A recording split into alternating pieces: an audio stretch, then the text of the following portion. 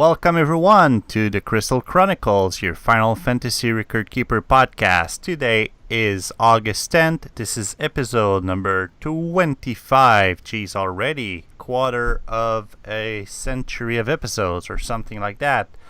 My name is Pierre, as usual, except for last week. I am joined by my co-hosts, Ben and Mark. Hey guys. Hello.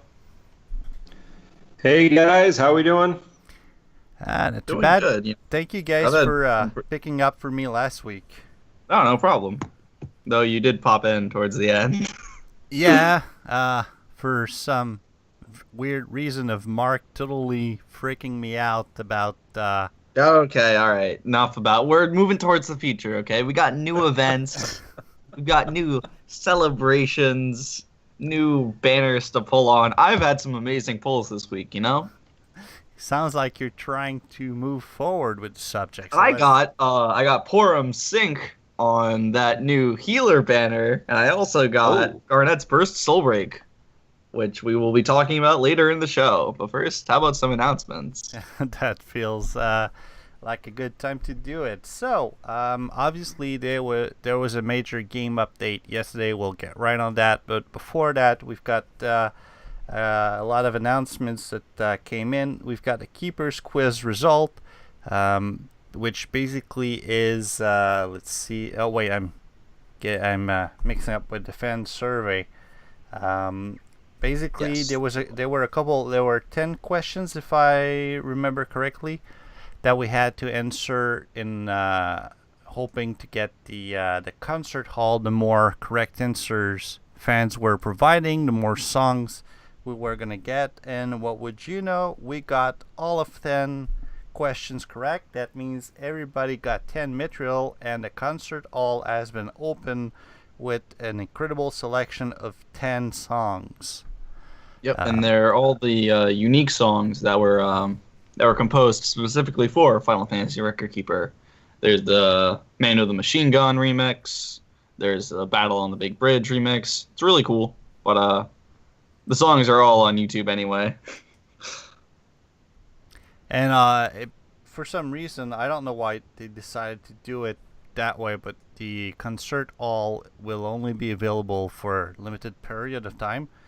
I will be bringing these songs on a separate on their own section on FFRK Central for people to enjoy at other times should they decide they want to listen to them again. I don't know why they took this decision. I mean, I don't know if they pay per week for licenses or anything, but yeah. What?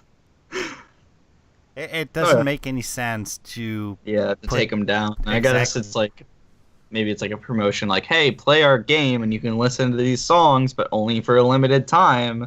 I don't know. All right. Other than that, there's been an Ealing Soulbreak Relic Draw banner that came a little bit out of nowhere. It's been on for about 5 days now, and it's going to be on until August 15. And while I do a 3-item draw just for kicks, Ben, why don't you tell us what you got? Sure. So I actually got what I'm looking at on Final Fantasy Record Keeper Central is the most common 5-star, which is the Seraphim Mace, which gives you sync for Porum, the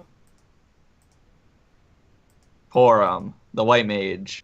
And this banner is really great for Medicas. I mean, that's what it's featured. It features the following 5-star relics. It gives you, as before mentioned, Seraphim's Mace, which is 4. Healing Staff from 2, which is Minwoo's Will of the White Mage. The Physician's Staff from 13, giving you Vanille's Miracle Prayer. You can get the Chocobo Brush from 6, giving you Realm's Portrait of Lakshmi. You can get 8's Crescent Wish, giving you Dream Stage from Selfie.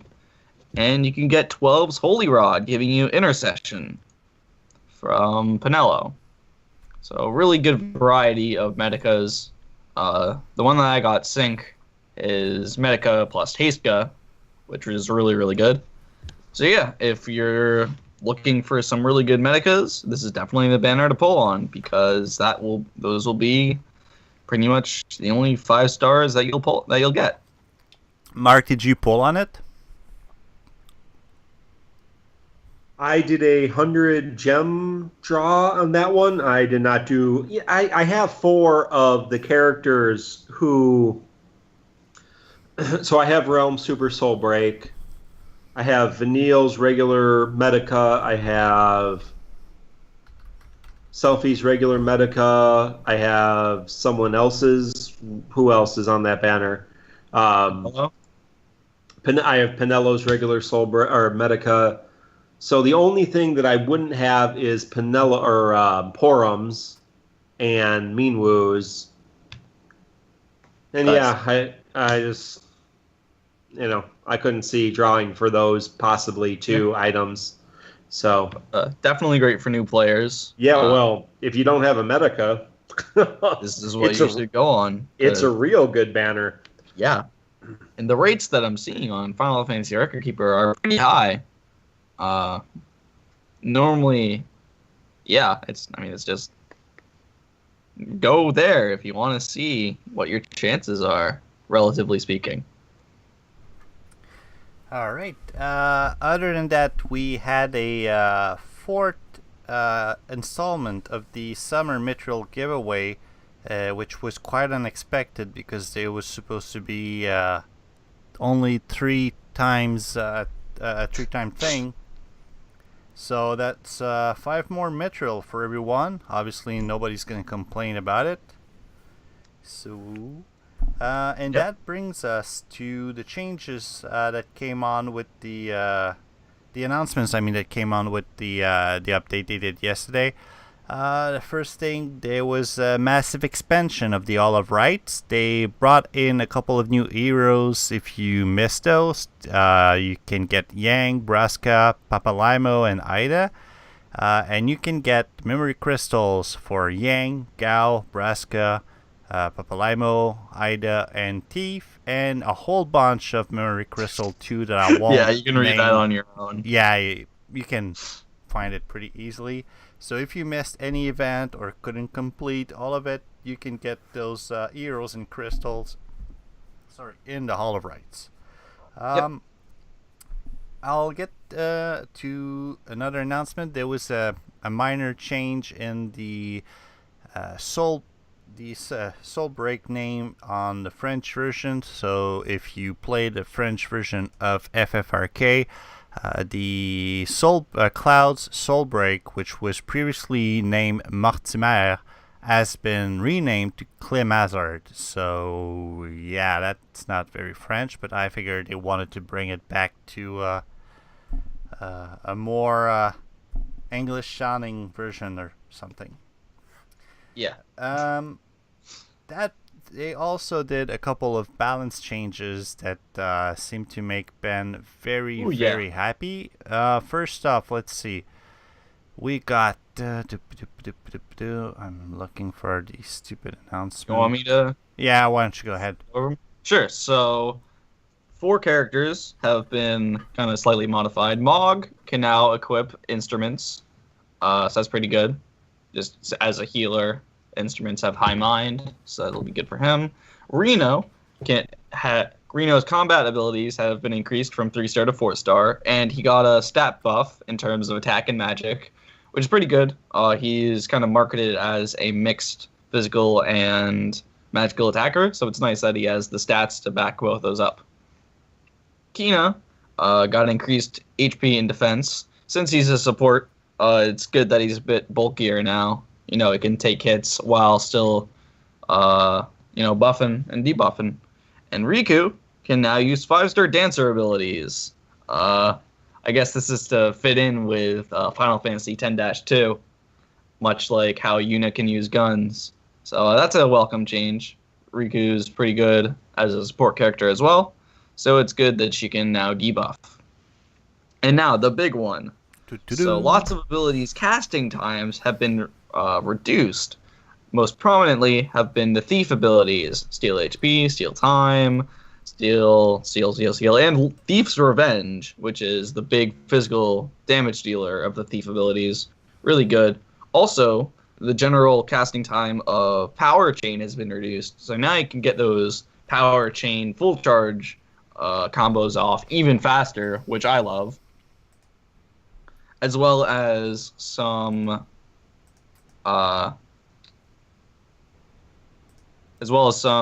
just Thief burst or Thief.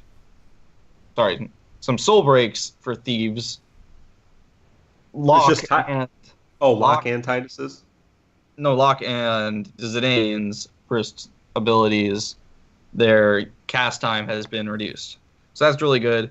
I love it. It definitely emphasizes speed for the thieves and is just a general... It's really good on both DPS and support. Something that I think is generally underlooked are the thief abilities Steal Defense and Steal Power. They've definitely replaced Power Breakdown and Armor Breakdown for me, just because it's so much better to have those to work as both as a debuff and a buff, especially on characters where the Steal Power can definitely come into handy when you combine it with Thief's Revenge for added DPS and then the self-healing. It really works like an MMO combo. It's really good. So yeah, definitely I'd think about factoring some thieves that you might have some relics lying around. Definitely try and fit them into your parties more. I don't think you'll be disappointed. All right.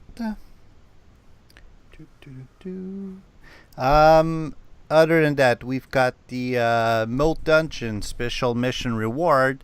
They had announced a couple events back during the Final Fantasy VIII event that those who had completed the Cid mission, not the Cid mission, but the Fire Cavern mission with a party of Final Fantasy VIII heroes, that they would receive the 5 4-star bravery mode in their treasure chest, and if you logged in yesterday or today, you should have received them. So that's a nice gesture from DeNa. I did receive them. You did. There we go. So I can confirm that.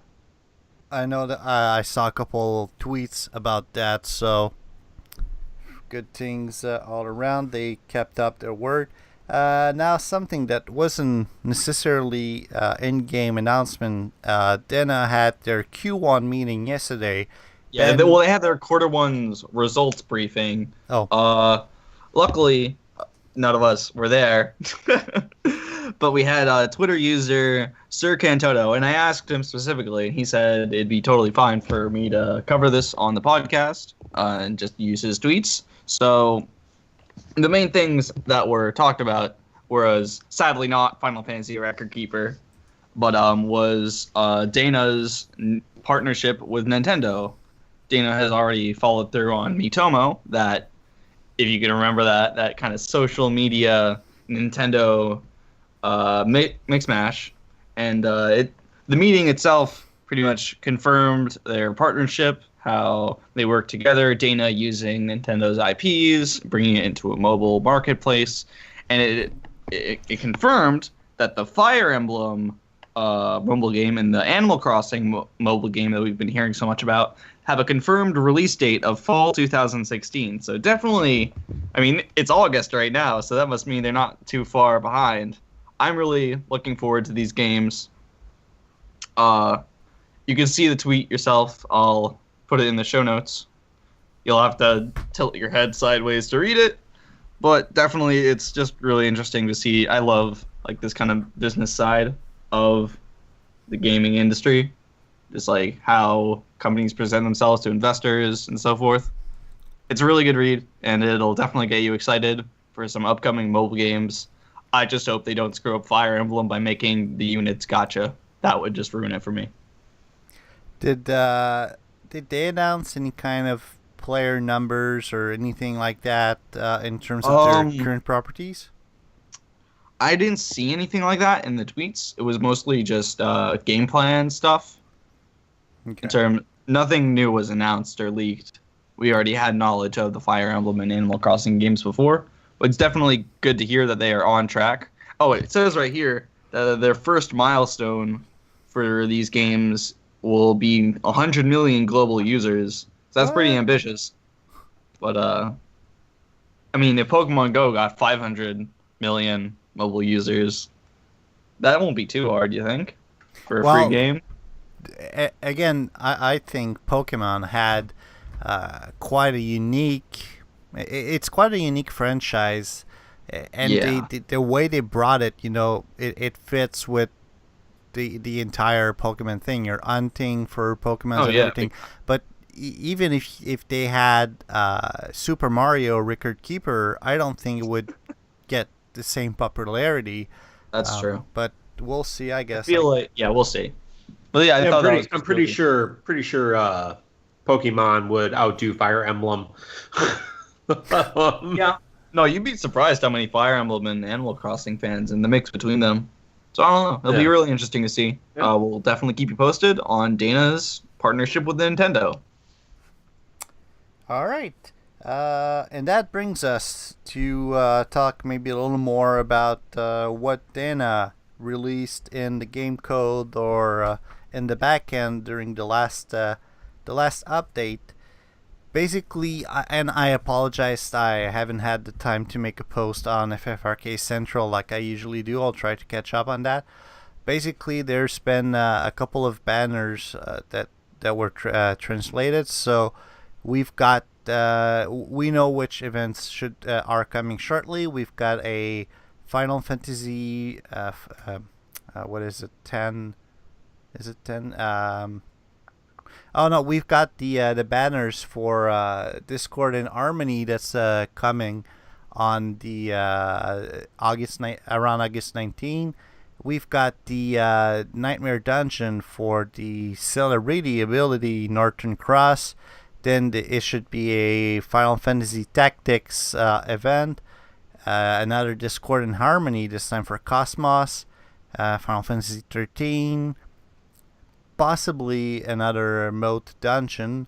Final Fantasy 5. A Final Fantasy 6 event with the Wardrobe record for Celeste as the opera singer.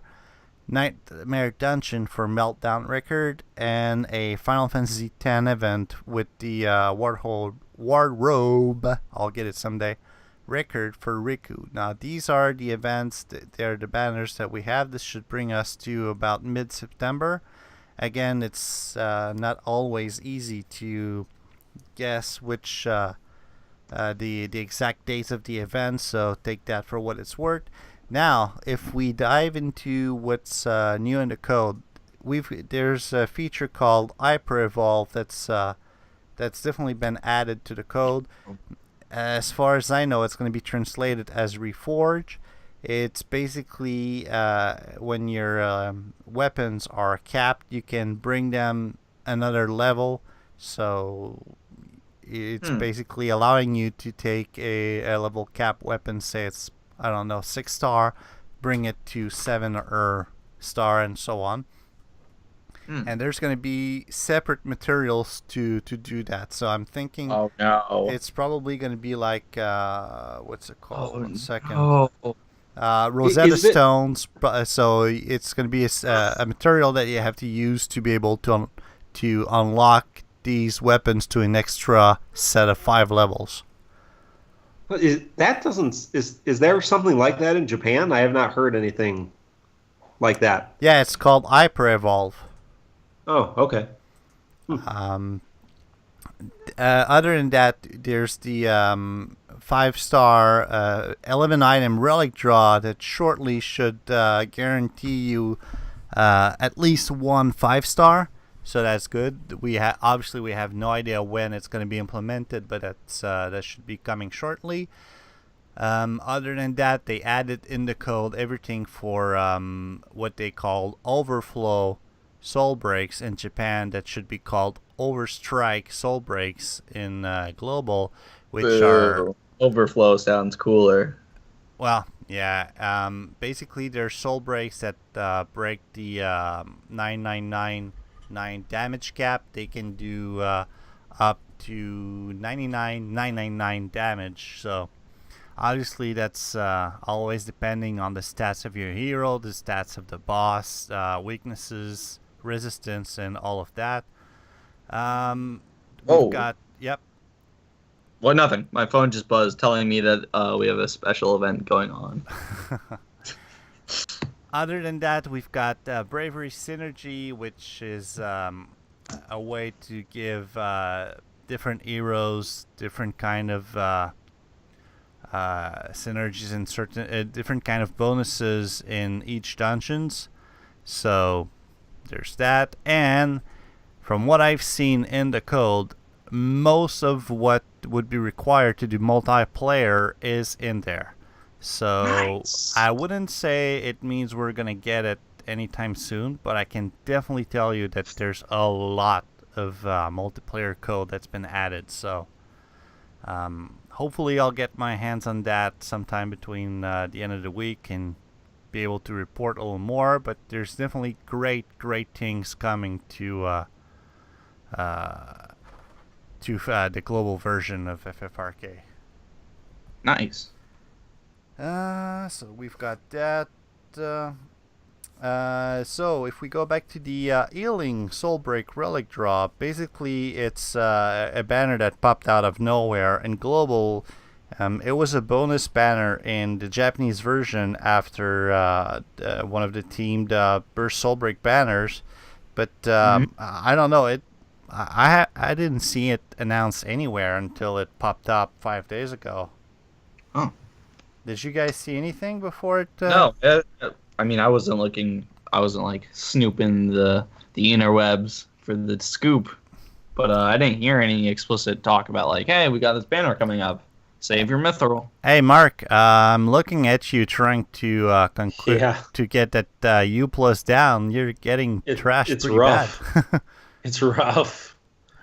Yeah, these AoE attacks are killing me. Yeah, and no Medica on Final Fantasy IX for me. So, and no Super Soul Breaks. So no damage buff here at the end. So, and I can't use Kuja because of the magic counters. Yep, You're I'm done. pretty much done. Nope, Beatrix still up. Beatrix is like, I'm gonna take you down myself. Whoops, Tidal nope. wave, come here, bring it. Come get my tidal wave. It's funny because I had a lot of tweets coming in since the Ultimate Dungeons have been available, telling me that they're the easiest dungeons that DeNa had released for a while. So, Well, this would be super easy if I was using my regular team. all right, Because this guy is to get the Cid yeah. mission. I'm using a Cid mission team, right? Oh, now I get it. Yeah. So why don't we take a step back and talk about the Dagger of Resolve Final Fantasy IX event as a whole. Basically, this event does not introduce any new character. However, if you missed them and you didn't grab them in the All of Rights, you can get Zidane, Freya, Beatrix, and Garnet. There's the Memory Crystal 1 for Zidane, Freya, Beatrix, and Garnet, and Memory Crystal 2 for Freya, Amaranth, and Quina. You get your usual Hero Soul, MC1 and MC2 loads. No new abilities. Wardrobe record of what's her face, Garnet cutting her hairs. And they also introduced the record spheres for Zidane and Garnet. So anything interesting in those spheres, Ben? Well, before we cover the spheres, What? let's just cover the new record materias. Freya right. has Warrior Extraordinaire, which gives a small attack bonus when attack and defense bonus when light armor is equipped. On Amaranth, is that right? On Amaranth, we have Bounty Hunter, which begins battle with Draw Fire. That's pretty cool. And Beatrix has One-Eye General, which is just tier 2 sword boost. Yeah, we've had One-Eye General. Yeah, under a different name, but Wait, what? No, we've had that record materia since the last event. Kina. I'm dumb. Not Beatrix. What is Yeah. Kina's new record? Kina has a new one. I just broke its level cap. You get that? It's significantly more damage with maybe support abilities. Here, let me look. That might be See it. if I can. See if I can find it here. So Kina.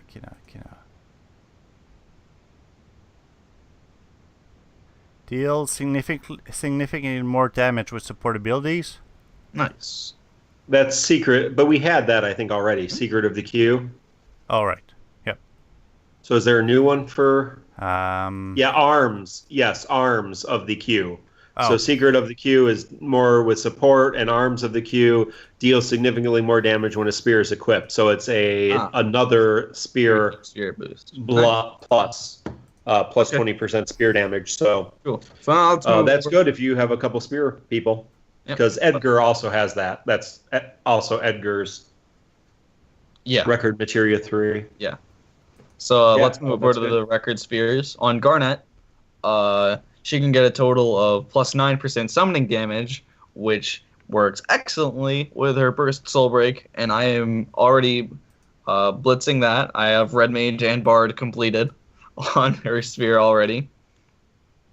Then she could get just more stats under Illusionist, and then with the Bout and White Mage, she could get plus 9% white magic healing. So you could build her as either a healer or as DPS with summons.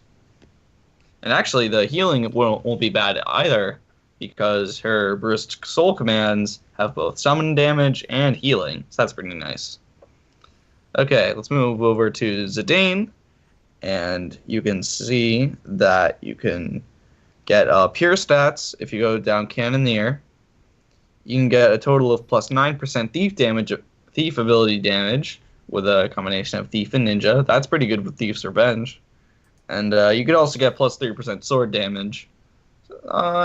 Nothing really new. No new ability unlocks through their spears. But it's still nice to see some like extra utility.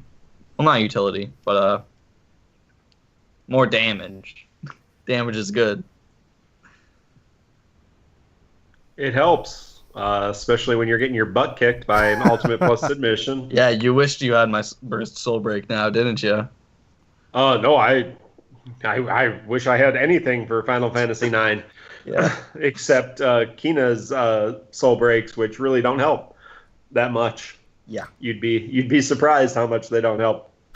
Yeah. And you mentioned something about magic, so I have Kuja's Super Soul Break. I guess it's useless. No, it's not useless, but we'll get to it. Why you would choose physical over magic? All right, so let's see. Basically, before we get to the ultimate battles, if we cover the bonus battles, they're really nothing to write home about. They felt incredibly happy. What the hell's wrong with me? They felt incredibly easy for me. Easier than usual. Like the 3+ version, they barely even attacked me. So I don't know if the AI was bugged or something, but I don't know. It felt like there was no real challenge.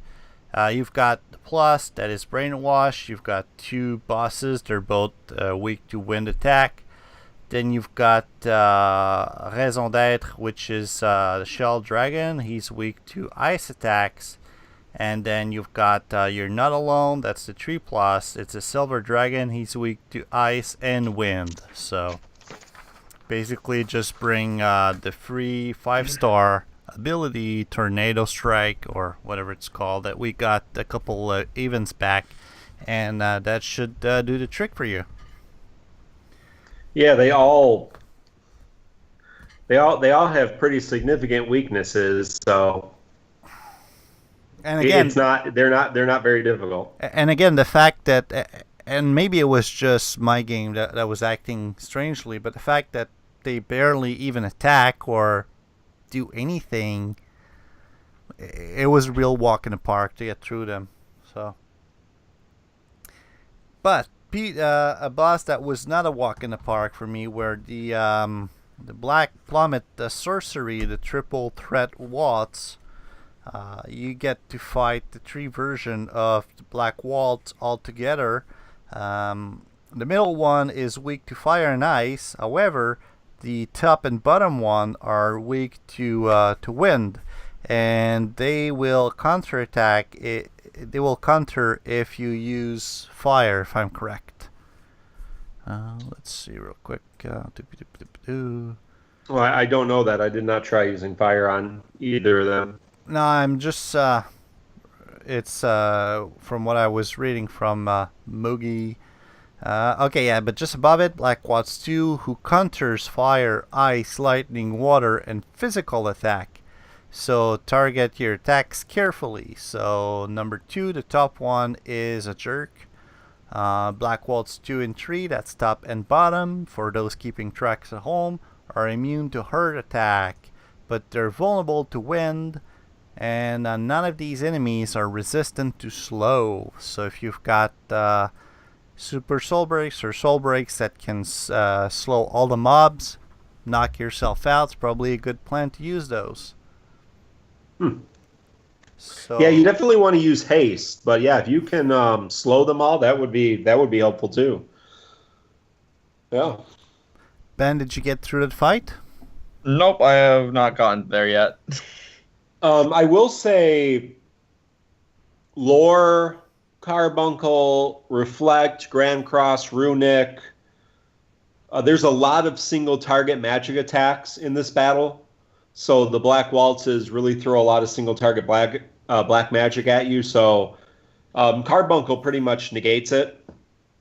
The problem with Carbuncle is you can't heal your characters with single, like with Cure, Aja, etc. So unless you have regen or medicas, you may not want to use Carbuncle. But if you, I hardly took any damage with Carbuncle up. I put Carbuncle up, and yeah, it just pretty much won the fight. Especially since yeah, there are so 2 summoners to choose from. Yeah, they do have. I mean, they do have AoE attacks, area of effect attacks, but mostly they do just tons of single target, and so that also damages them. But mostly it negates damage, and that's super helpful. Yeah. Now they counter. Never mind. Nothing. Never mind. We're good. That's the next fight. Yeah, the next fight counters everything. It's awful. So instead, all right, yeah. Yeah, the next fight is the Blood-Tipped Wings, the Nova Dragon.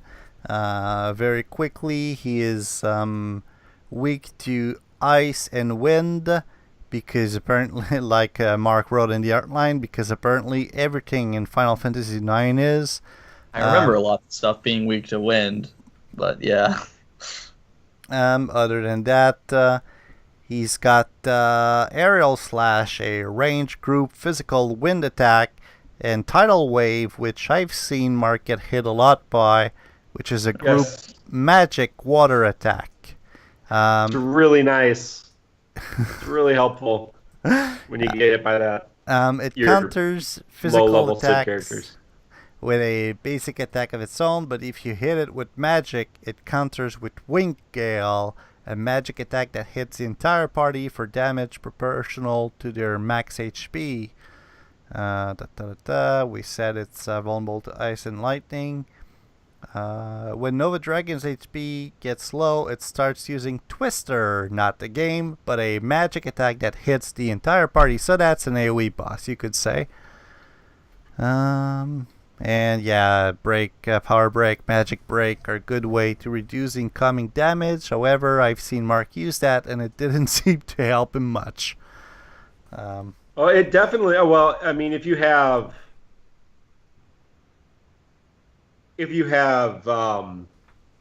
Draw Fire Retaliate, you can here. Let me pull that up. I'll do Draw Fire Retaliate. I'm just going through my regular team with it once, so I can focus on what we're talking about.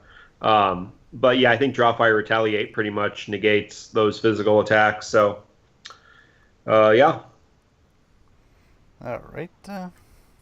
But yeah, Medica's just and the first time I went through so I did this since we've been podcasting here tonight.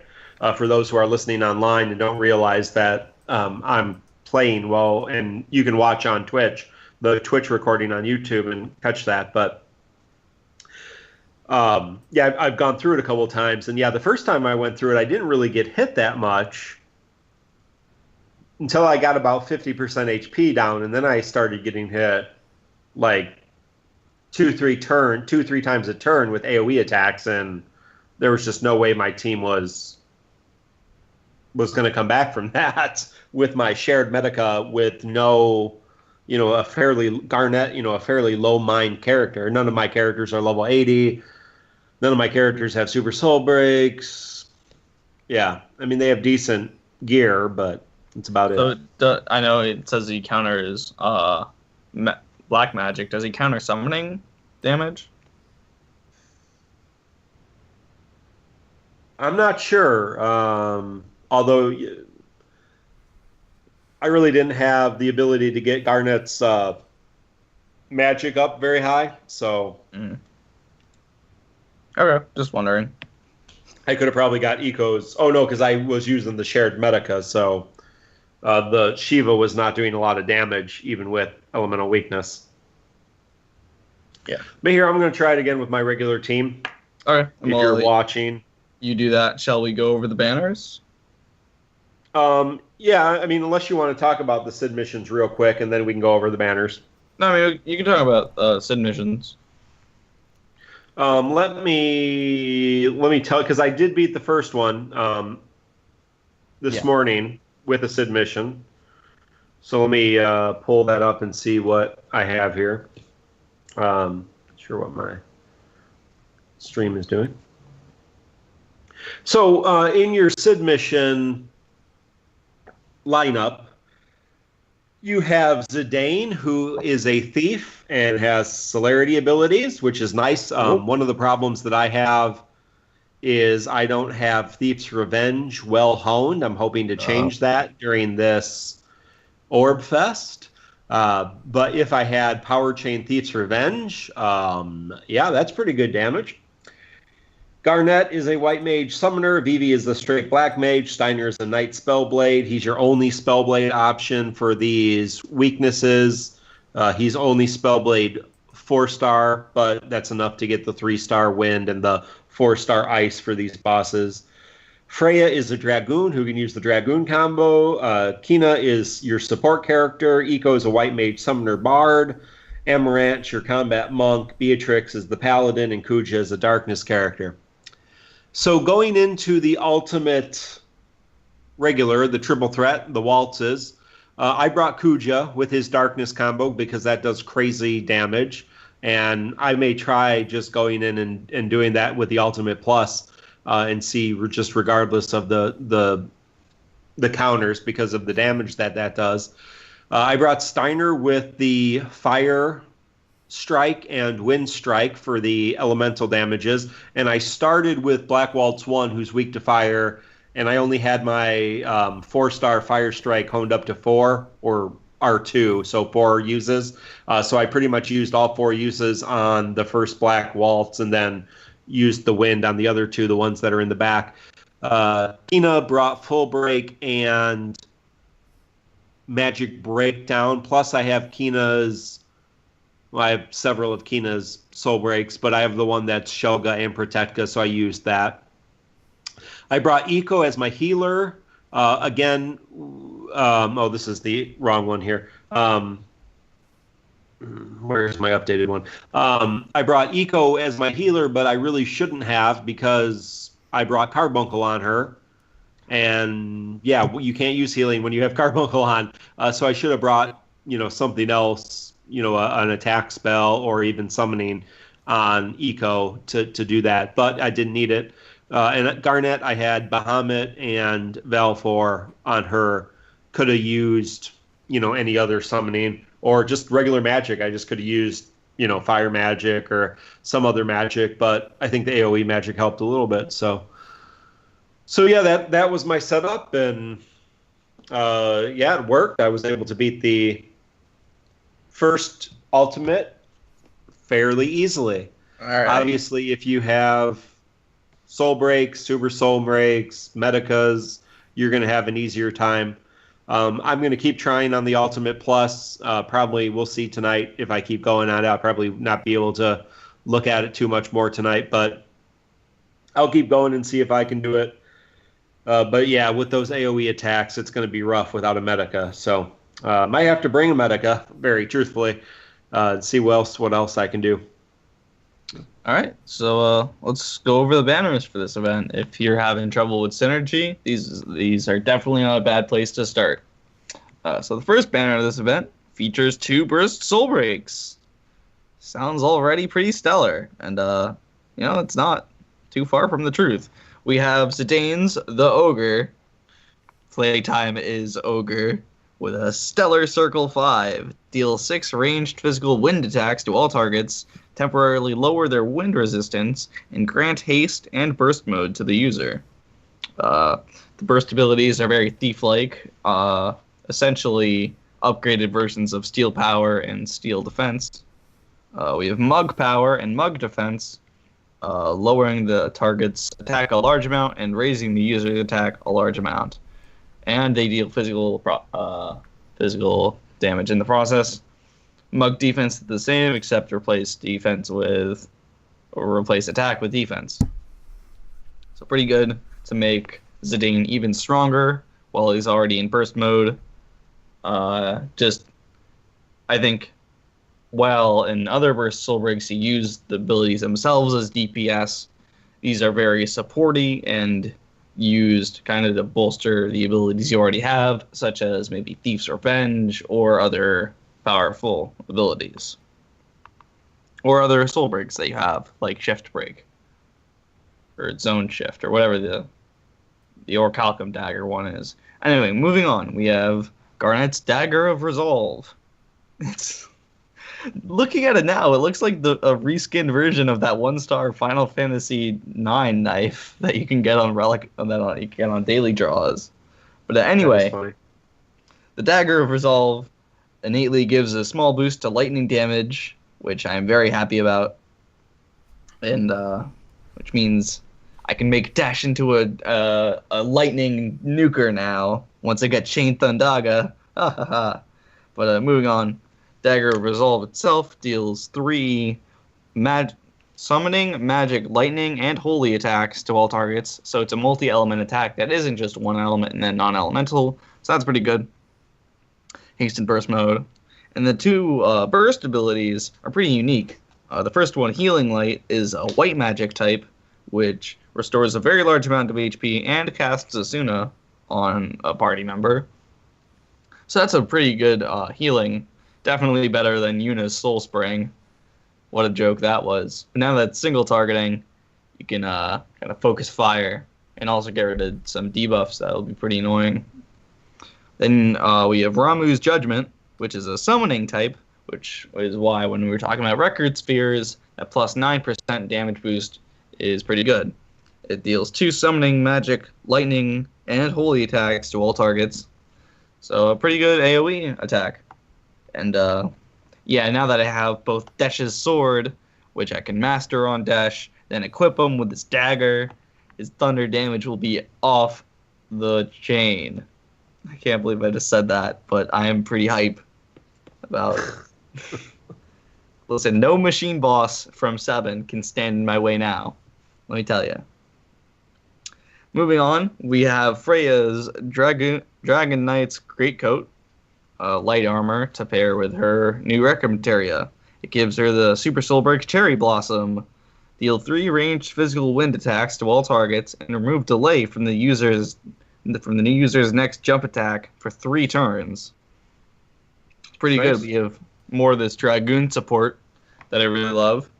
And I mean, with both Zidane and Freya, it seems will be pretty useful against all these weak to wind bosses if you're able to snag some equipment for them. So pretty good. Next we move on to Kina's Bistro Fork, which gives Shield to the Apocalypse. I mean, Hand of the Emperor. I mean, wait, no. Yeah. It's called Old Angels. But it's not the same, is it? It's a little weaker, isn't it? It's weaker. Or is it the exactly same? Temporarily raise the party's attack a moderate amount and their defense a small amount. That's what it says. Yeah, no, I haven't looked at it enough to know if it's exactly the same. Yeah. Well, those are your 4 new relics on this banner, and just the two really good burst soul breaks on it. So then you have Rosa. You have Beatrix's Thunder Gloves, Steiner's Ultima Sword to round them out. So really good relics. I think the only weak part, well, no, because it's pretty good. Really no weak spots on this banner. It's definitely a lot more offensive. If you're looking for Medicas, go to that special banner. But it's pretty good if you need 9 synergy. So I give this banner a 4.5 out of 5. Pretty good. Pretty good. I pulled on this one and got the Dagger of Resolve. Can't wait to actually try it out. I've just been auto-battling through the event so far. So you see when you bring your team that's level 80 and has super soul breaks, and you end the battle with complete health, and no one looks like they've even been in a battle. That's the difference between using your A team and using a weak Cid team. All right. See how my guys are dancing? They're happy. Nice. All those medals. Yeah, that's good job. That's the difference. Okay, now moving on to Banner 2. Pretty light on new soul breaks actually. Is that new? I know that is Excalibur for Steiner new? Like the one new one. Yeah, right? What? Or did we already have their super soul breaks? I know Seiken Shock is old. Well, we had regular because I have both their regular swords. We've had both the regular swords before. This is Beatrix. These are the super soul breaks. Yeah, we've had Ragnarok before. I'm not sure that. Yeah, I think we've had Excalibur. Yeah. Well, if not, it's pretty cool. Small boost to holy damage, so you're going to get some extra kick out of Saint's Cross. And Sword Art Clim Hazard deals damage based on the user's defense. So if you're able to use, what's that move? Shield Slam? No, that's WoW. Whatever the move is, you deal damage and also increase your defense. That'll be pretty good because you'll deal more damage because your defense will be higher. Sadly, the weapon itself does not increase defense like a defender would. But, that's still pretty good. This banner has Fairy Flute for Rebirth. Excalibur is new. It was first seen by my database on August 9th. And it's a good thing I just reviewed it. Partisan. But there's the confusion is understandable because there is 4 equipment named Excalibur right now in FFRK. Yeah. Let me just look at all of 4, Steiner's 5, swords. 6, and 9. Steiner had the Defender, Excalibur, and Ultima Sword. 3 very Paladin common Cecil names for swords throughout the series. Yeah, Ultima Sword. Yeah, Paladin Cecil has one, Bartz has one, Steiner has one, and Celeste has one, right? Excaliburs. Yeah, that lady in the lake's just like handing out swords left and right. She's like, yeah, here, I got it. Quote. It's like, let me go back to the store. It's no way to rule a government. You're the chosen one. Here you go. All right. Come back. Get some here. Is Scarlet Elon for Emirate old? Yield 3 physical attacks to all target. Let me look. Looking at Deal 3 physical attacks to all targets, temporarily raise the attack of all allies. That's his Boostaga.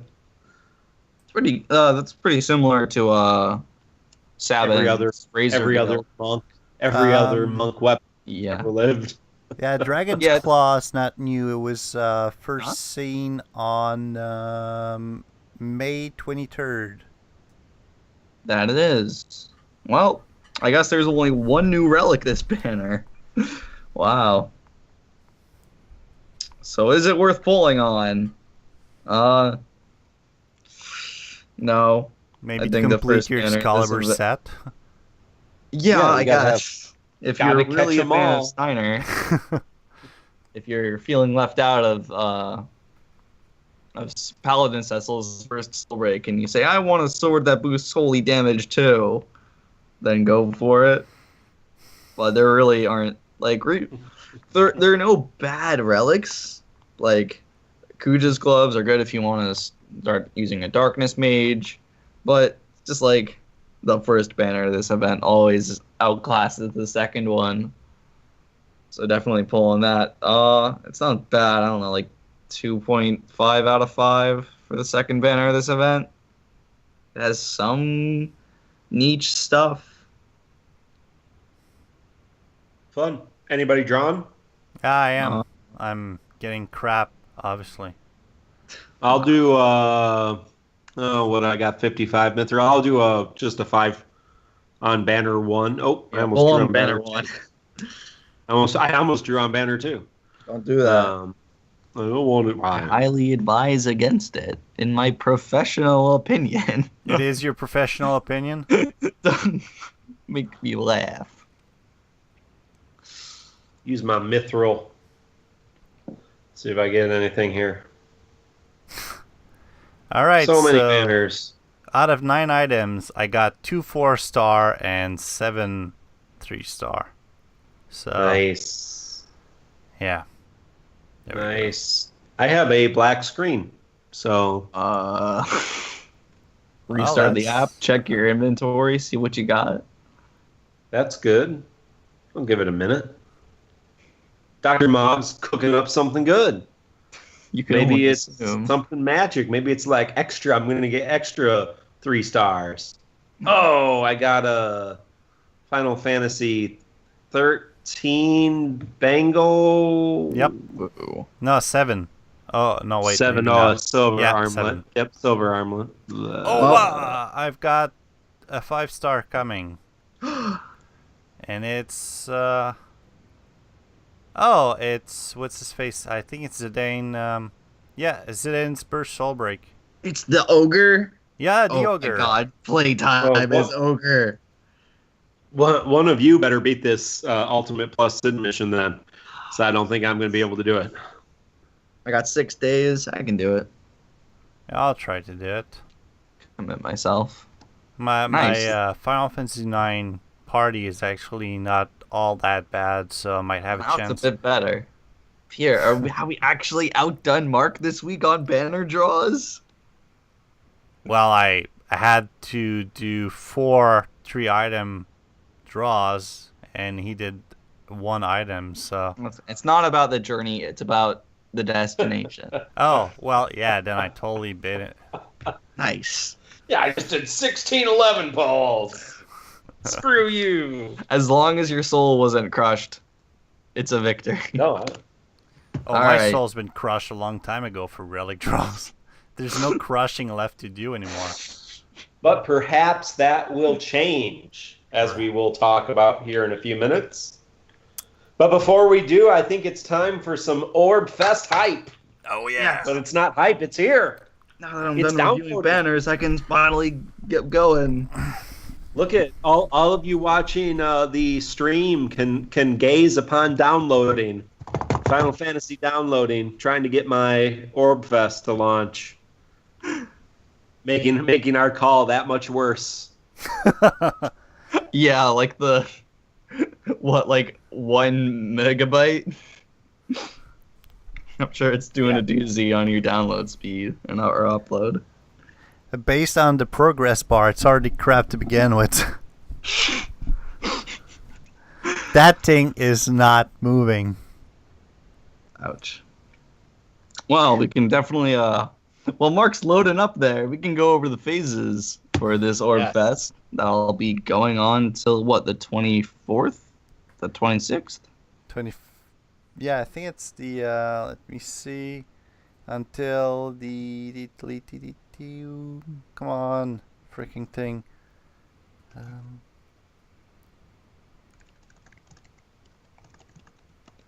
To 23rd. Oh, okay. 23rd, and if I'm getting this correctly, basically you've got 2 days. Is it 2 days or a day and a half? Really? No, it's Then it's 2 days The worth outline. of summoning ice and hurt, 2 days of fire, dark, and white, 2 days of black, power, and wind, and finally 2 days of holy. Are you sure it's 2 days or No, 4 no, days? no, no, It's no. 4. I can't count word crap. Okay, Yeah, let's 4 I'm start. like, what? How would it last that long? No. I was getting have- there, realizing my numbers didn't add up. I have, and I could be wrong. I'd have to go back. I can't see the thing right now. August 10th is phase 1. That's today. August 14th is phase 2. August 18th is phase 3, and August 22nd is phase 4. Although the upgrade material runs throughout. This is absolutely correct. It's exactly what I was saying. Not, Yep. but yeah. So that's pretty much it. So anybody looking out for a whole bunch of upgrade materials? No, now that they stack, I've never had a problem. Well, assuming the upgrade materials is like its own little, dungeon. And again, I can't tell you because I'm still downloading. No, it is. It's their own thing. Separate. So yeah, I mean, you'll run it once and get a whole bunch of upgrade materials for future. So it's cool. Well, it says no wait, it says it's XP and Gil, but then it says that about all the orb dungeons as well. So Yeah, everything should give you good XP and Gil. So it's actually all not that terrible in terms of XP. At least But- for the first brackets, I haven't gotten past those yet. But we'll but see. that second phase, or no, the third phase, power, black, and wind. Yeah, that's going to be real nice for those players who are trying to catch up on 5-star abilities, who haven't been able to get power chain and full charge and full break and the dragoon abilities and pretty much every ability that recalls wind, that needs wind. I don't yeah, know, that's going for to be me real it's- nice. Saints Cross. For me, it's the power orbs. That Well, and then black orbs become really important, though, going forward with all the Chainaga spells, the 5-star chain black magic spells. And therefore, fire, earth, and ice become pretty important too. So, I still think the power black wind, that's a nice combo. And Thieves' Revenge is power wind something, isn't it? What's it take to do Thieves' Revenge? That's what I'm focusing on, very truthfully. Try to get Thieves' Revenge to R3, maybe. Actually, given the speed of Thieves, I'd probably like Thieves' Revenge at R4, possibly. So what's your take as we do What's my plan? as we do a kind of a small discussion? How are you going to be approaching Orb Fest? My Do game plan. you spend Mithril to refresh? No. lot My of game people plan do. is to rebuild people do. my my massive pit of Gil. I want to be swimming in it again and not have to worry about spending money to exchange orbs or hone abilities. That's been like my one, not concern, but like my one roadblock these past couple of Really? weeks. Just like I don't have enough Gil. I've been skipping out on daily dungeons, but now I have a way to make it all back. Personally, I Interesting. hope to get full break, at least R3, and a couple more of these 5-star abilities that I haven't really been giving enough loving. So Full break or full charge? no, Because full break really doesn't need to be R3. Well, maybe then Full break the support 5-star. Yeah, no, it's it's full break the support 5-star. I don't know. Maybe I just get on the fights a little too long then.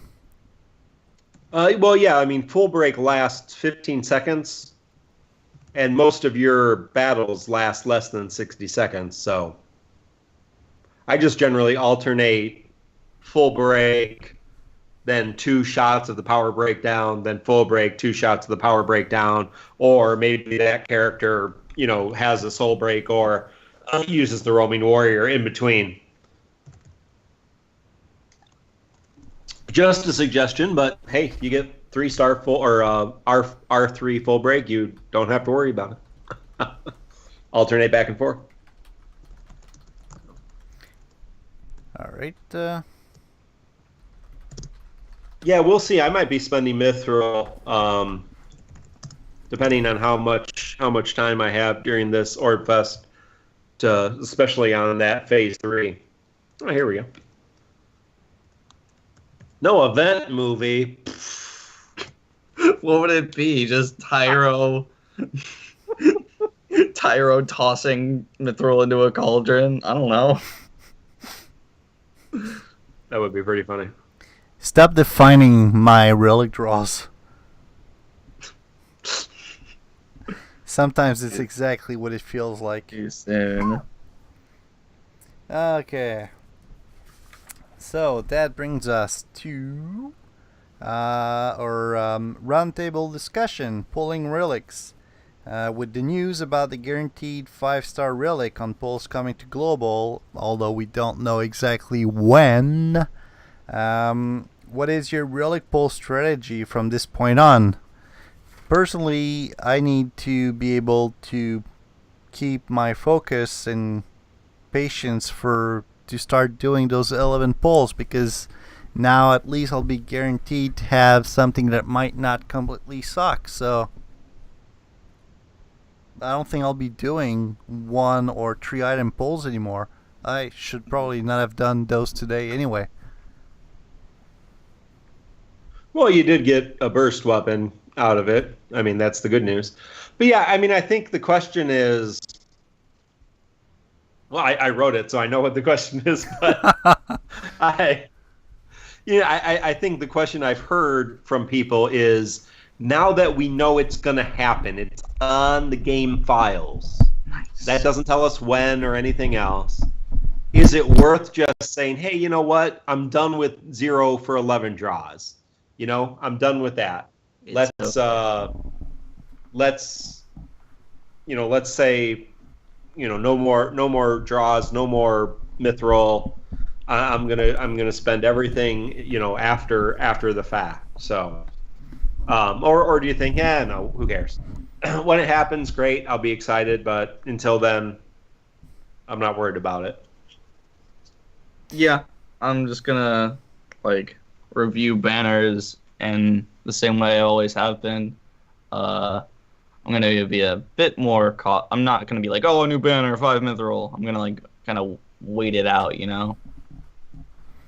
I'm too impulsive for that. So even if I were to say, oh, I'm never gonna do it, yeah, so it's probably not gonna change much for me, except that the day it does happen, I'll be really happy knowing I've got a chance. It might be good. So yeah. Well, and it will be interesting to see how much it changes the percentages actually over the long run, because as annoying as not pulling a 5-star relic is on an 11 pull, and I pull a lot of 11 pulls over the course of the entire game, I pretty much pull 5-star relics at a consistent percentage, 13-14% of the time I pull a 5-star relic. So I mean, if the percentages really stay the same regardless, and I'm still pulling 13, 14%, then really all it does is make me feel better pull by pull. It really doesn't change the end game. Now, if because of that system it actually increases the number, then that's kind of good, because it's not a guaranteed good 5 pull, right? I mean, it could be an off banner piece of garbage. It could be a hat. I mean, and I generally like things like bracers and hats, but it doesn't have to be anything of use. It's just a 5-star. But yeah, no, I just thought it's interesting, and people are talking about it. I'd like to hear from people on Slack and people listening what they think, and if they're just going to hold them, I'm going to stockpile. Hey, I'm not going to draw on bands, burst, super soul break, crazy super band power, and wait till we get that guaranteed 5-star.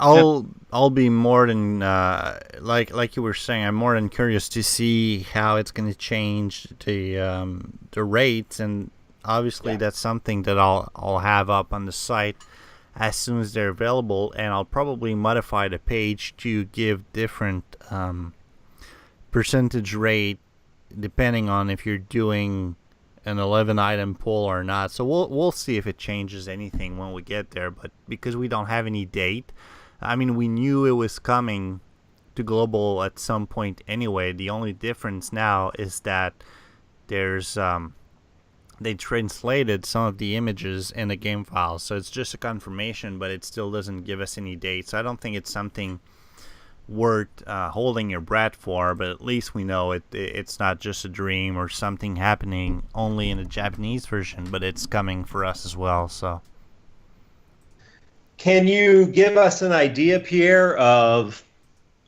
when something gets on the game files, kind of how long it might take for us to see that? Like, what's the longest that there's been something sitting there that we've never seen? Yeah. Do you understand what I'm saying? Yeah, absolutely. Let me go over the I think in Japan, as you're looking that up, I think in Japan it was maybe right before the overflow soul breaks hit that they got the guaranteed 5, or maybe it was the very first overflow soul break banner that was a guaranteed 5-star. Because, I mean, looking at the Japan, for those who are listening and aren't involved in our Slack chat, and I encourage you to join Slack chat, we have a couple different channels on Slack chat. We have a global channel and a Japan game channel and a general channel, and one for the website. But on Japan, I mean, the 11 polls I see on Japan seem to be great. I mean, they seem to be really, really, really solid. And a lot of 5-star relics. I mean, I've never seen, obviously, because they have the guaranteed 5-star, I've never seen a pull without a 5-star, but I see a lot of 2, 3, or more. So, I think that just the way the mechanic works, that percentage will actually increase. Maybe that's just perception too, but I'm excited. Yeah. I think they should just do it. I mean, I don't see it. They need to advertise it. Yeah, well, I don't see a good reason why they should hold it up. I mean, how does it hurt them? And we've talked about this before. How does it hurt them? If anything, it'd make them more money.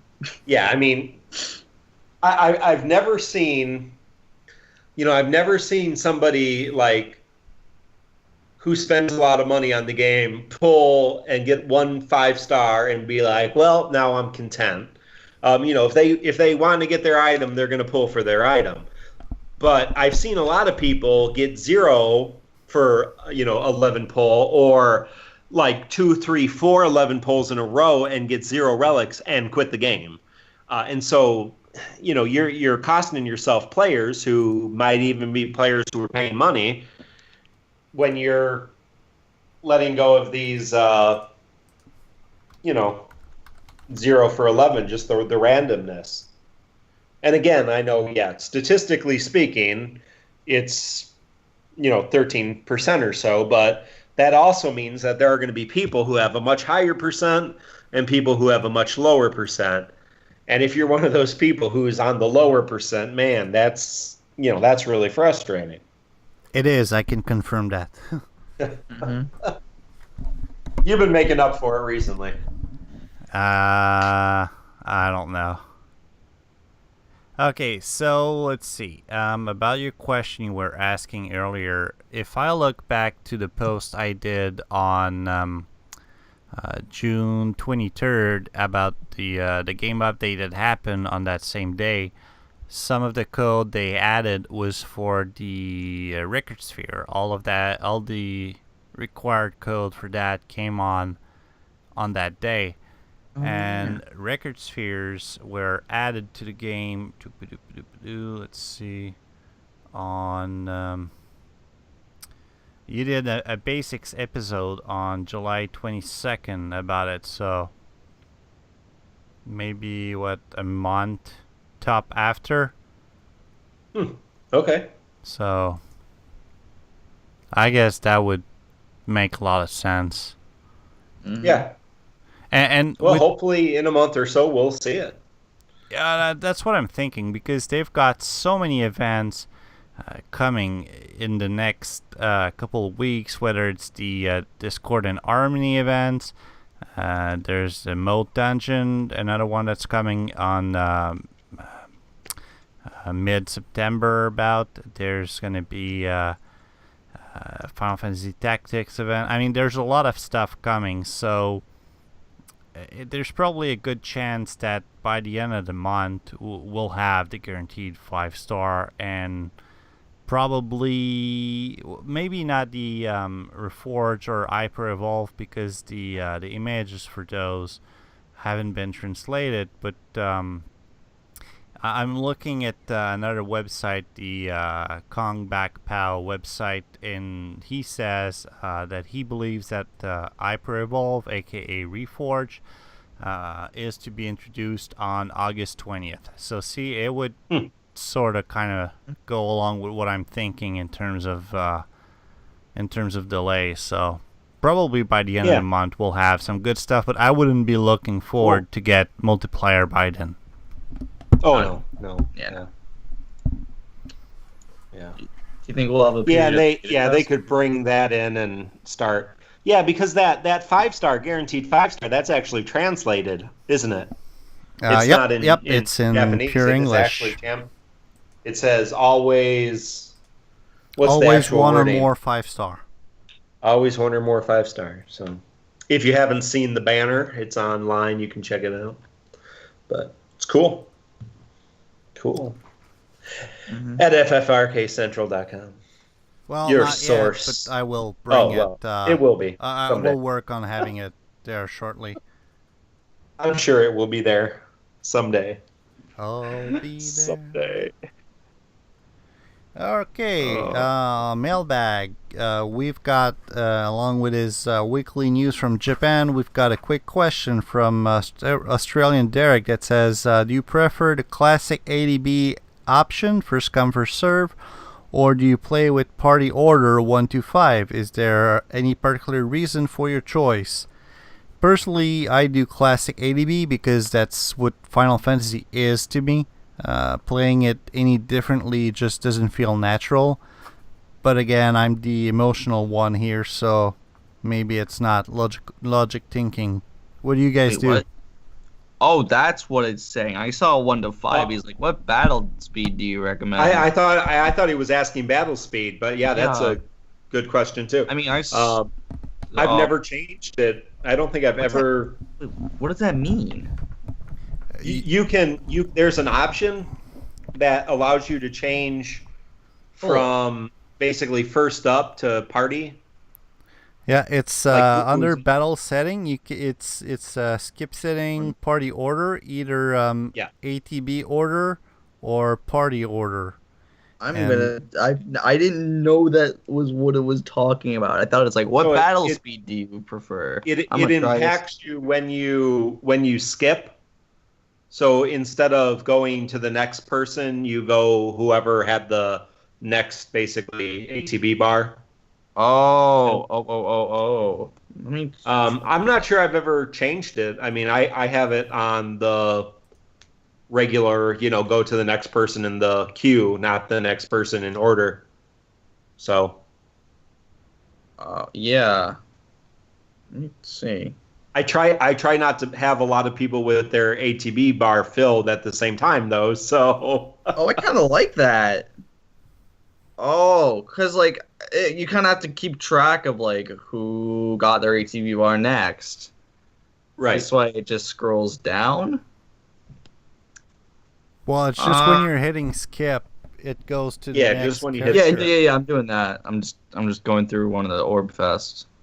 I'll play with this for a while and get back to you next week. If I haven't removed it by then, you'll know I like it, because I'm not a guy with strong preferences. All right. Yeah. Very good. Thanks for bringing this to my attention. I didn't even Australian understand. Derek comes again with a great new tip for Ben. All right. And now with the Japanese Week in review, again, thanks to Australian Derek for all of that. 14 new events, 1,000 extra mithril.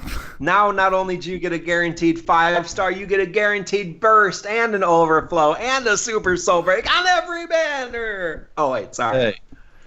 I love hearing about Japan. I do. You guys jealous or anything? What? Nope. I'm enjoying my Orb Fest. Seems like you are, but It's good. It's good we only have 1 week or only one event going on, because I barely got to this event. So, Yeah. But yes, tell us what is going on in Japan. Just like us, they've got a Final Fantasy IX event going on. Where is the Heart that launched? They released the Overflow Soulbreak and the introduction of the Aram mechanic. Damage modifier increases with more females in your party. I'm not too sure what that means, but alright, sure. What is Zidane supposed to be like, ladies' man, or? Oh yeah, Zidane is a ladies' man. You've not played Final Fantasy IX, right? I have not. Ladies. He actually has in the game. He's like a man whore. First of all, he hits on anything that moves. Like Really funny. Like I mean, he's got something going on with Freya. Of course, him and Garnet have things going on. Him and Eiko even. I mean, which is awkward. What? Or she loves him. I mean, yeah, that's Eiko the thing. loves- And he's like, loves him. whoa, I don't want to go to jail. But yeah, he makes weird advances on Beatrix, and all through the game he hits on anything It's that a moves. pretty funny running joke. But he has actual abilities in the game. In his ability, you equip different abilities in Final Fantasy IX based on the number of ability points you have, and you can learn different abilities through different weapons. He actually have Protect the Girls as one of his first abilities. So he has all kinds of sexist abilities, basically. I think the term is chivalrous. Yeah, sure, right. I noticed. If that's what you're saying. This might come as a surprise or anything. Guy, he's got a tail. I mean, he's got a furry tail. How is he? Oh, the ladies love the furry tail. Are you kidding me? Dude, if only 9 would go on sale on Steam, I could actually play through it again. Technically- But no. Every other Technically, there's all kinds of different races in Final Fantasy IX, and technically he's human, but he's not really human. That's part of the story. Spoil So it. Yeah, don't spoil it. I might play it spoiling sometime. it, I'm just saying it's part of the story. All right. right, With so, that taken care of, There's one last thing. what? We want to talk about Mobius, right? Wait. Derek rolled a big list. I'll try to get through it really quickly. Okay. Still Provided talking we about don't- Japan. Provided Okay. there's nothing about harems or man whores left Wow, in the dude. list. There's new burst soul breaks for Kuja, Steiner, and Freya. A new ability chain, Spell Blaze, called Blaze. It's a 2-hit single target fire physical, kind of like what's his face, the Tornado Strike or something. It's a spell blade? Yep. Oh, cool. New ability, Dash Bite. It's a 5-star Thief ability. 2-hit, single target, win physical with bonus damage if a dagger is equipped. Final Fantasy IX side event, Festival of the Hunt, launch as well. It's 30, that's cool. 45, and 90 stamina dungeon, rewarding moderate guaranteed Geisel green drops and decent experience. 130k per stage in the 90 stamina version. These dungeons have Final Fantasy IX synergy, coincidentally, and I can't pronounce that, I'm sorry. Coincidentally, Zidane Overflow Soulbreak has a synergy bonus of double Geisel drop quantity. How does that even make sense?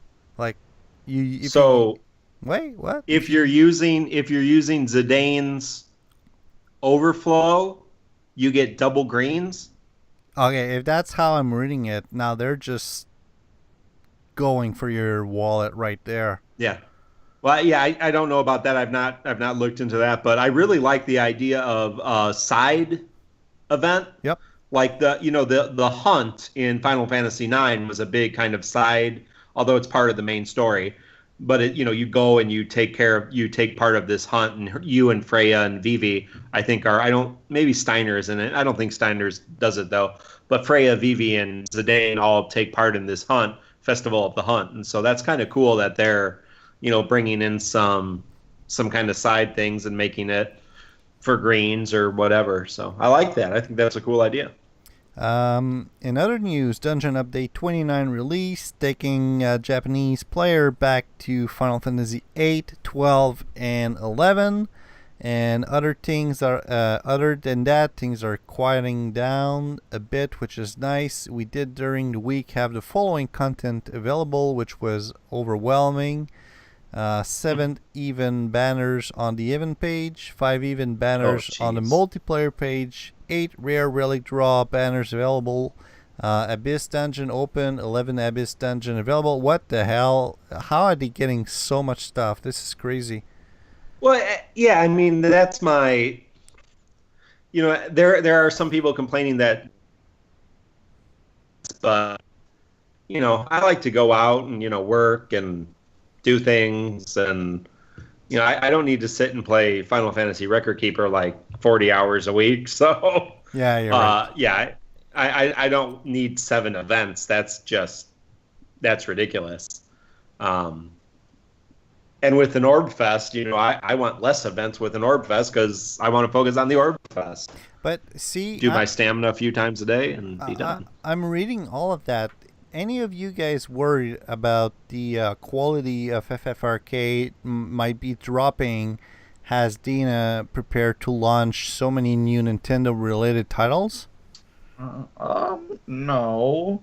I mean, they're still keeping a steady stream of content. To have new events every week is pretty cool. No, I know. I'm just wondering, will it affect the game because it's almost near its second year anniversary next month in Japan. So, yeah. Well, assuming the game and that comes down to the business of the game. This business segment brought to you by the business of the game. If the game is doing well financially, then it has its own people working on it. And if they're releasing new content, then it probably has other people working on it. And I know there's some crossover in these companies too. But, if a new game becomes successful, they're going to have to hire on new people to focus on that and what have you. So, yeah, but even companies, huge successful companies such as Blizzard that has dedicated teams for all of their games, they still shift certain teams in different games as the needs come. No, right.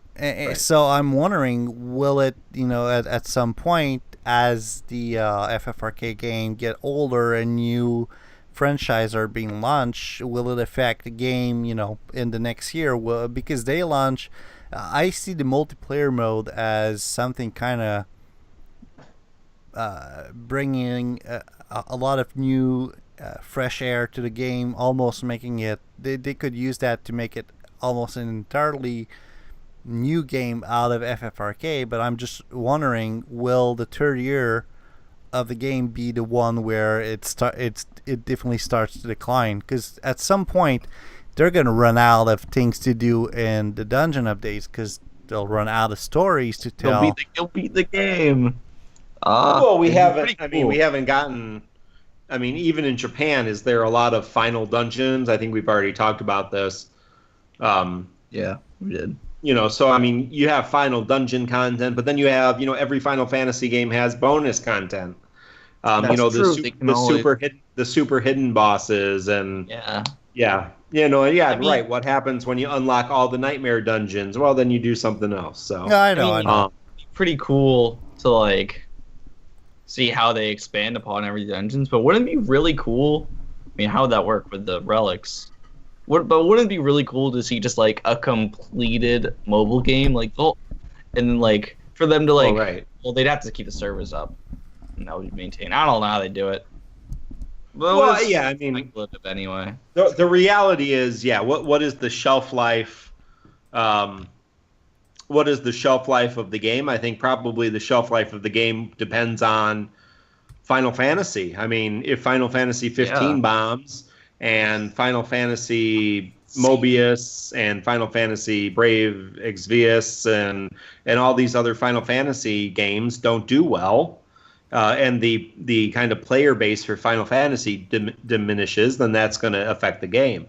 But if they're still successful and Final Fantasy 15 is successful, and they say, hey, maybe we shouldn't spend 17 years before the next, Final Fantasy game, even though it's not been that long, I realize, then there's, new content and new things. I mean, we don't have Final Fantasy 15 at all, right?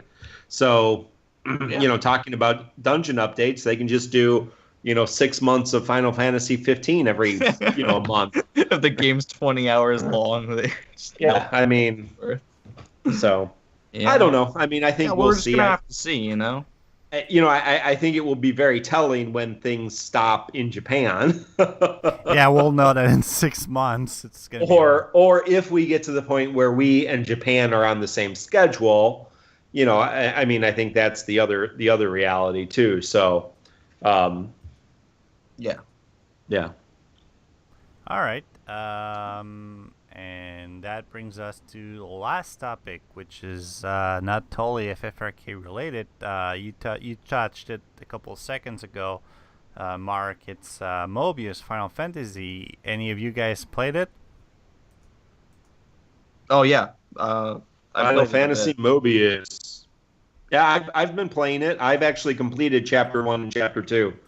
So I've only completed Chapter 1. I honestly don't know what to make of it. At first glance, it's kind of boring. I like the system. I mean, I like it. Let me say this. I like it a lot better than Brave Exvius. Yes, it's a lot less generic. I like the story. The character seems to have a little bit of personality. The system is all based on on the cards, basically, and jobs. Yeah. And jobs. So you have to have jobs and you have to have ability cards, and then there's an elemental system. There's the 4 basic elements, and so that's a big part of the game. So there is quite a bit of strategy involved in the game.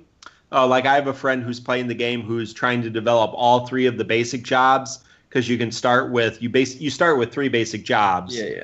Onion Knight, Basic Hunter, Basic Mage, whatever they're called. So a basic melee guy, a basic ranger guy, and a basic mage.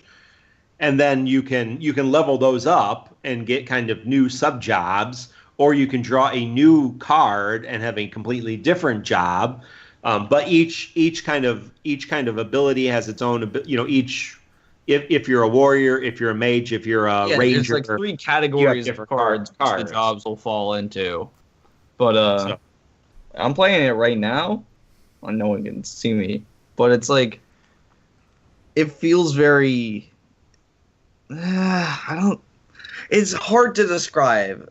Definitely give it a try if you've got the space at the device. First of all, graphically, it's not very pleasing to look at. Oh yeah, I thought it was nice. I thought Really? the graphics were nice. Yeah. It kind of tries to do what Final Fantasy 13 did, and that's also like with the style of animation, with like throwing in the attacks and the ruin. It's very Final Fantasy 13, but what made Final Fantasy 13 look good in its combat was it was a lot flashier, and it was also like active. When you make it turn-based, it just kind of feels like rigid. It's hard. Yeah, again, this is turn-based, as opposed to ATB or live. I can't definitively say that I dislike it. It feels like I'm playing it to wait for it to get better, which isn't a good. Well, and that's, I mean, like I said, I finished chapter 2. I've not been playing it here these last couple of days. I've had a lot going on, but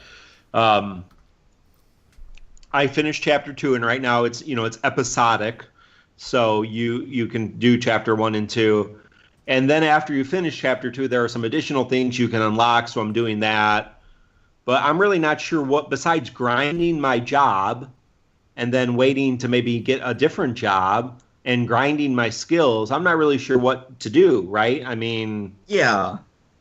It's also like, yeah, and it's a huge grind.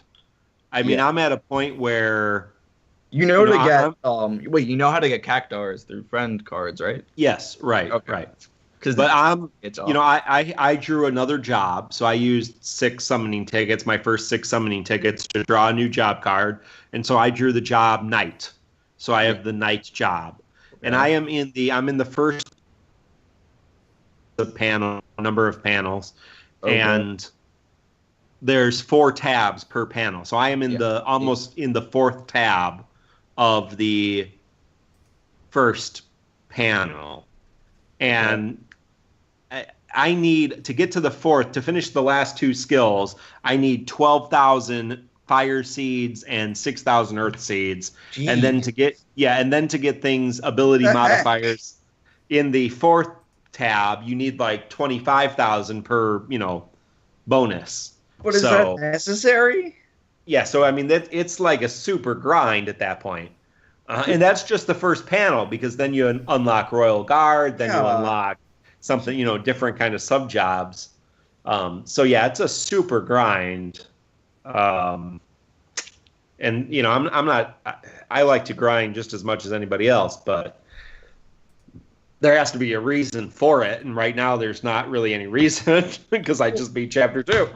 Okay, I don't know, man. My general rule is I give games about a month, and then decide. Yeah, well, I give casually give them kind of a month and decide whether to stick with it or to drop it. And if I've played it for a month, I usually like to at least invest a little bit of money into the game, or at least do something, because I've been playing it for a month. Might as well throw in. You guys remember months ago when I was really singing the praises of Tales of Link? Yep. Tales of game. I dropped that months ago. You haven't heard me talk about it at all. I should probably update my Twitter to pinned tweet where I have all my mobile IDs. The reason it finally dawned on me the reason why I dropped it. The reason why I started playing it is because it got through my school's Wi-Fi blocker. That's like what drew me. Obviously, I love the Tales of series. I'm a big fan. But what made me quote unquote keep coming back was that I could play it at school, and now that it's summer, I've had zero drive to play that game. So yeah, man, it's tough. It's an oversaturated market, and you got to make your mark. You got to distinguish yourself from the competition. And for me, it's doing that right now. I mean, one of the reasons I've been playing. I mean, I've obviously been playing Final Fantasy Record Keeper for a year and 4 months now, 3 months. Oh yeah.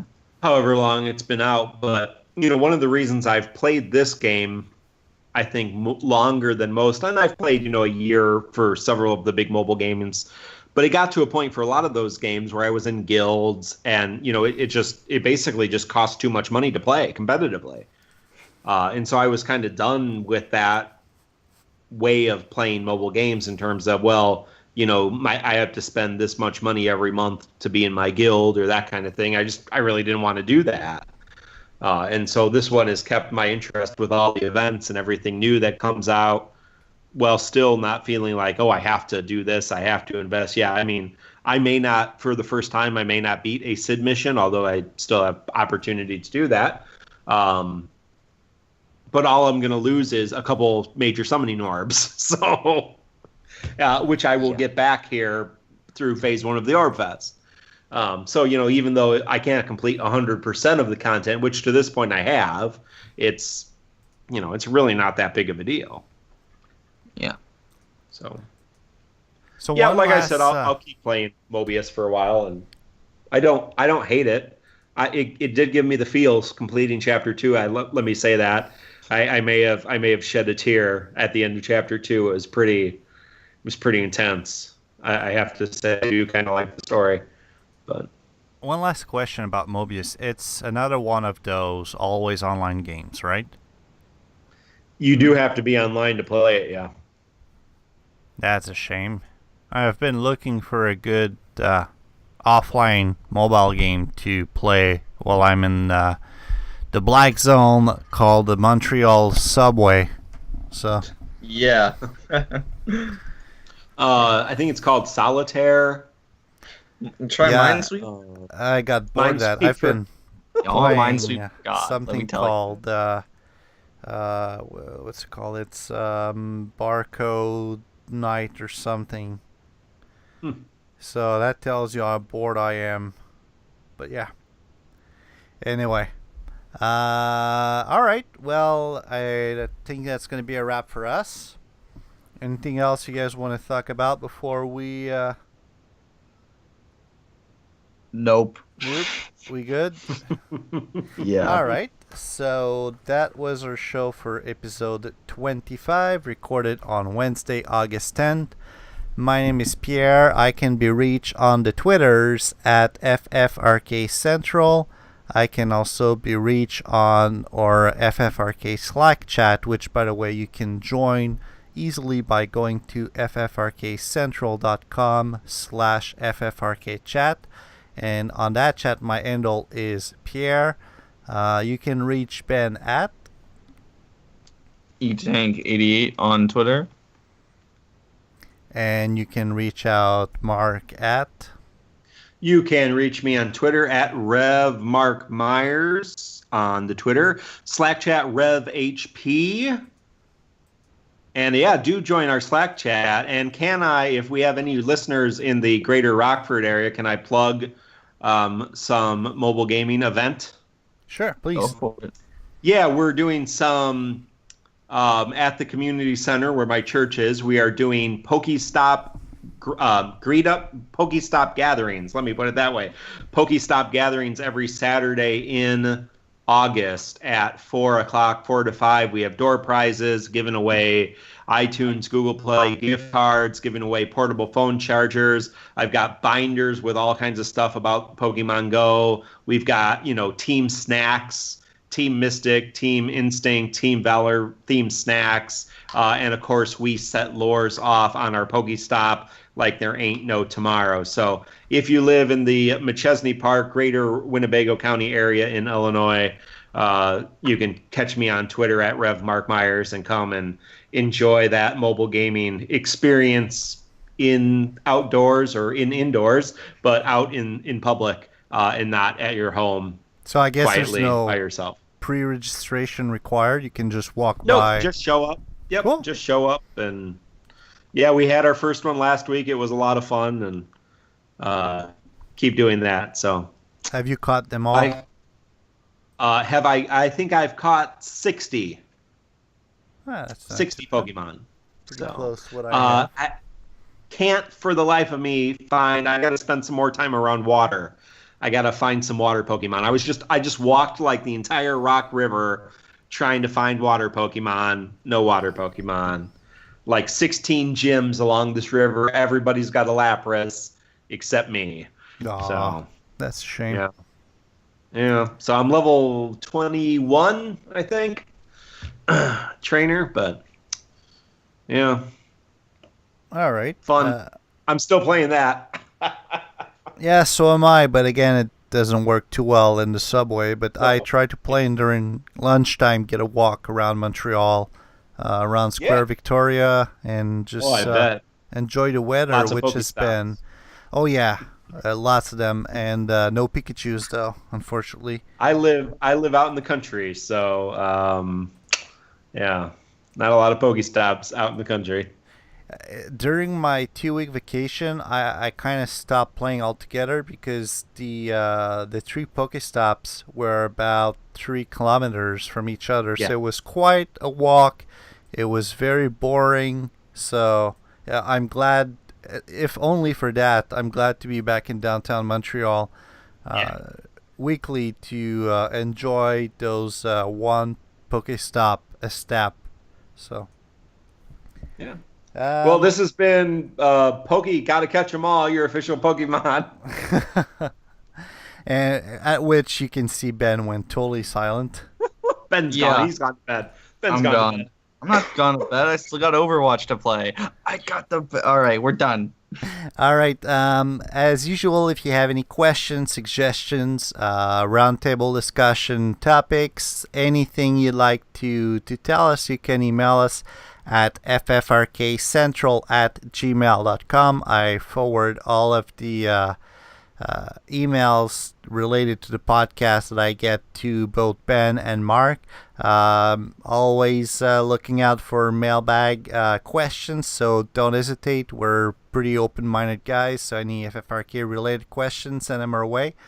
And if anything else, if you enjoyed the show, you've got a few minutes to spare, we always appreciate it when you leave 5-star reviews on iTunes. It helps get the word around.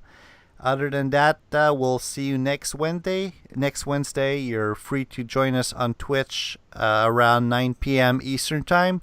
Otherwise, you can get the show on iTunes or your favorite podcast app, or the recording of the Twitch session on YouTube the day after. So that's going to be it for us. Thank you very much, and see you next week. Goodbye.